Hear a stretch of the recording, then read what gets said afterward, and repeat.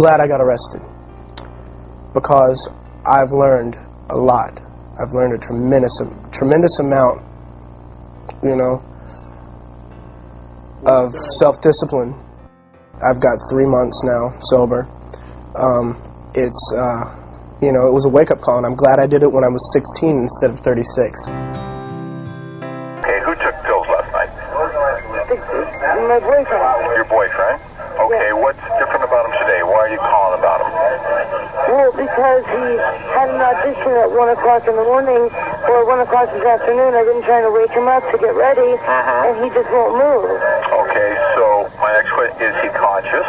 Awake? No, he's completely passed out. Okay. I can't tell if there's a heartbeat. I can't tell if That's there's a going to be very heartbeat or not. important. I need to know whether he's breathing or not.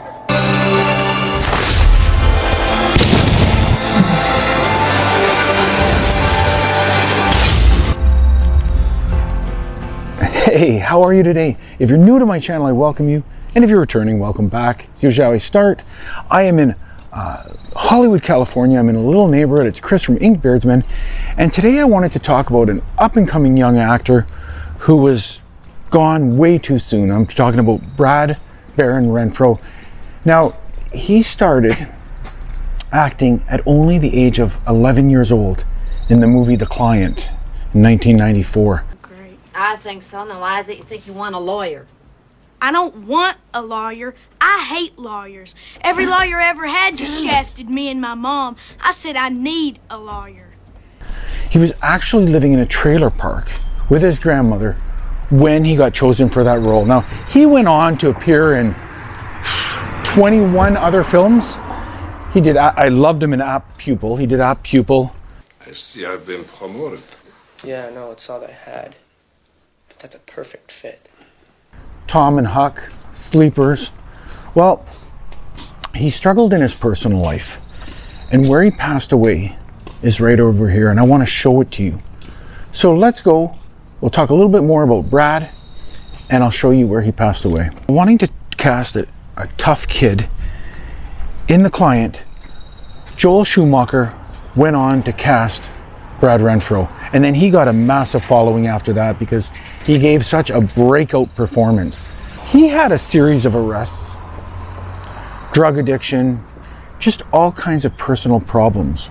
But the performances he gave were pretty iconic. He was very talented. He had a lot of talent. On January 15th, 2008, he's found dead in his apartment here in Los Angeles. So let's check it out.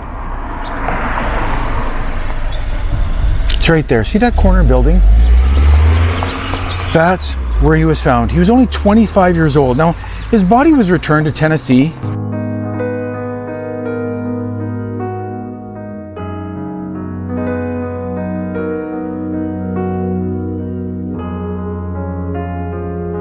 And he was buried on January 22nd, 2008 at Red House Cemetery in the small community of Blaine, Tennessee.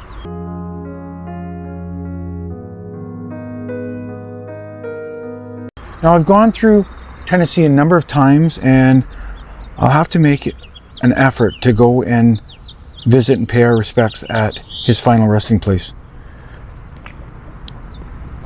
Now, only 17 days after his death, his grandmother, Joanne, who had always accompanied him on acting jobs and auditions, she passed away.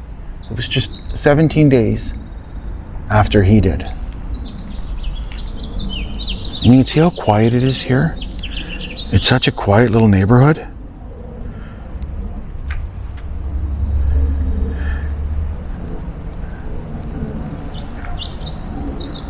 Renfro was omitted from the in memoriam at the 80th Academy Awards in the year following his death. And perceived by the press to be a snub, his omissions from the Oscars received widespread media coverage. And his roommate, Mark Foster of Foster the People, wrote a song about his death called Downtown. The song was included on a deluxe edition of the band's 2011 debut album. Now, in 2012, the art magazine, The Thing Quarterly, reported that actor James Franco had the name Brad tattooed on his right shoulder in memory of Renfro. Franco also produced a limited edition series of switchblades bearing the words Brad Renfro and Forever. Now his legacy in the entertainment industry goes on. I mean, even years after, people are talking about him, people are remembering him, and he had received all kinds of awards during his amazing career in the entertainment sector. Yeah, 2 breaths. Do I open his mouth to do that? Yes, you pinch his nose closed. You pinch his closed, open his mouth, put your mouth over his, and you're going to blow 2 breaths into his mouth. And we'll look for that chest rise. Okay. Is the air going in? Go ahead. Can you feel the air going in and out? Okay, he's making noises when I do that. Okay, that's normal. Okay, the paramedics just got here. Okay, we can turn it over to them now.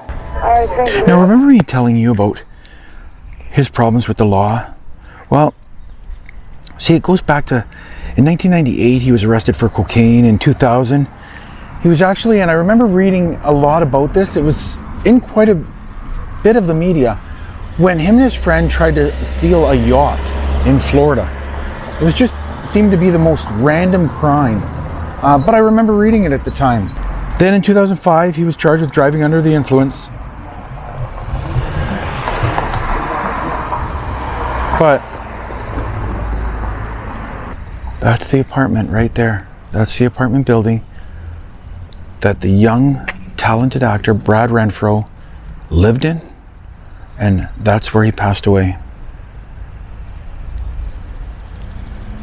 In this little neighborhood.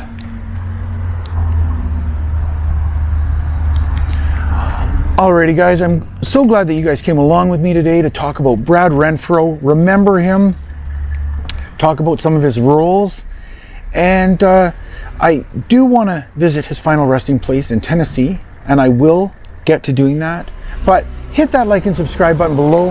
I always like to say life is like a book, and I want to read it with you.